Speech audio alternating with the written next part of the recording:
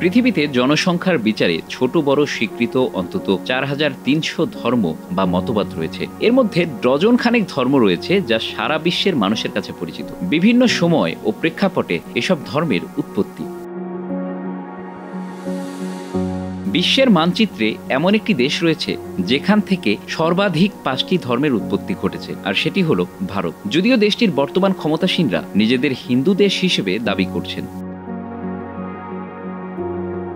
কিন্তু এই দেশ থেকে হিন্দু ধর্ম ছাড়াও বৌদ্ধ, জৈন, শিখ এবং আজীবিক ধর্মের মতো প্রধান ধর্মগুলোর জন্ম হয়েছে। এই মহাদেশীয় ভূমি কেবল ধর্মের উৎপত্তিস্থল নয়, বরং আধ্যাত্মিকতা এবং মানবিকতার কেন্দ্রবিন্দু। ভারতের ধর্মীয় ইতিহাস শুরু হয় প্রায় ৫,০০০ বছর আগে। সিন্ধু সভ্যতা এবং পরবর্তী বৈদিক যুগে মানুষের প্রকৃতির সাথে নিবিড় সম্পর্কের তৈরি করে। এই সম্পর্ক থেকেই উদ্ধৃত হয় হিন্দু ধর্ম, বিশ্বের প্রাচীনতম সংগঠিত ধর্ম।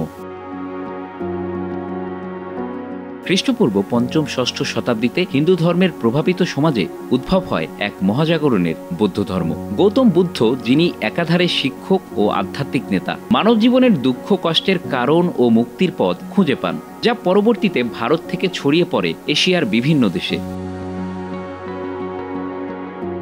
একই সময়ে জৈন ধর্ম নামে একটি নতুন ধর্মের উদ্ভব ঘটে, যার প্রতিষ্ঠাতা মহাবীর। এই ধর্ম অহিংসা, আত্মসংযম এবং আত্মার মুক্তির উপর জোর দেয়। যদিও এটি ভারতের মধ্যে সীমাবদ্ধ থাকে, তবে এর দর্শন আজও বিশ্বের বিভিন্ন সমাজে প্রাসঙ্গিক। ১৫শ শতাব্দীতে ভারতীয় সমাজে শিখ ধর্ম নামে এক নতুন ধর্মের জন্ম হয়। গুরু নানক এবং তার উত্তরসূরিরা মানবিক সমতা, এক ঈশ্বরের প্রতি বিশ্বাস এবং আধ্যাত্মিক মুক্তির বার্তা দেন। এই ধর্ম মানুষের মধ্যকার বিভাজন দূর করে একতার শিক্ষা দেয়। ভারত থেকে এতগুলো ধর্ম ছড়িয়ে পড়ার পেছনে শুধু আধ্যাত্মিক এবং দার্শনিক কারণ নয়, অর্থনৈতিক, রাজনৈতিক এবং ঐতিহাসিক অনেক কারণও জড়িত। প্রথমত, ভারতের বিশাল ভূখণ্ড, বিভিন্ন জলবায়ু এবং প্রকৃতির সম্পদের বৈচিত্র্য মানুষের জীবনের উপর প্রভাব ফেলেছে। প্রতিটি অঞ্চলের মানুষ ভিন্ন ভিন্ন জীবনধারা এবং বিশ্বাস গড়ে তুলেছে, যা পরবর্তীতে বিভিন্ন ধর্ম ও দর্শনের জন্ম দিয়েছে। ভারতীয় সমাজ শুরু থেকেই বিভিন্ন মতবাদ, দর্শন এবং চিন্তার প্রতি সহনশীল ছিল। এই বৈশিষ্ট্য ধর্মীয় চর্চা এবং নতুন ধর্মের জন্মকে সহজ করেছে। যেমন হিন্দু ধর্মের মধ্যেই বিভিন্ন দর্শন এবং প্রথার সহাবস্থান দেখা যায়। ভারত প্রাচীনকাল থেকেই একটি সমৃদ্ধ অর্থনৈতিক কেন্দ্র ছিল। কৃষি, বাণিজ্য এবং নগর সভ্যতার বিকাশ মানুষকে বিভিন্ন দিক থেকে চিন্তা করতে উৎসাহিত করেছে। ধর্মীয় চিন্তা এবং সংস্কৃতির বিকাশ অর্থনীতির সঙ্গে গভীরভাবে যুক্ত ছিল। অর্থনৈতিক বৈষম্য, এর প্রতিক্রিয়া হিসেবেই বৌদ্ধ ও জৈন ধর্মের জন্ম হয়। এই ধর্মগুলো সাধারণত ত্যাগ, অহিংসা এবং সহজ জীবনযাপনের উপর জোর দেয়।